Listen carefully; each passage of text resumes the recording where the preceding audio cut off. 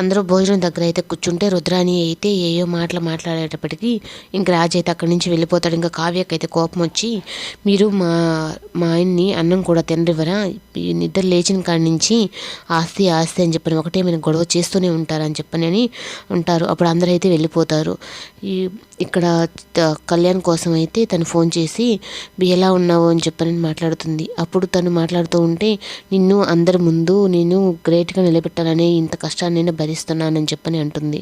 అప్పుడు ఈ లోపలైతే రాజు అయితే కావ్య చుట్టూనే తిరుగుతూ ఉంటే అపర్ణ అయితే వచ్చి నువ్వు ఇది వరకు గమనిస్తున్నావా రాజుని రాజులో వచ్చిన తేడాని, ఇది వరకు నిన్ను చూస్తేనే కోపగించుకునేవాడు, నువ్వు ఇక్కడుంటే అక్కడ ఉండేవాడు, కానీ ఇప్పుడు నీ వెనకాల తిరుగుతున్నాడు అంటే నువ్వు అర్థం చేసుకోవట్లేదా అని చెప్పని కావ్యకి అపర్ణ అలా చెప్తూ ఉండేసరికి కావ్య అయితే మెలికలు తిరుగుతూ ఉంటుంది.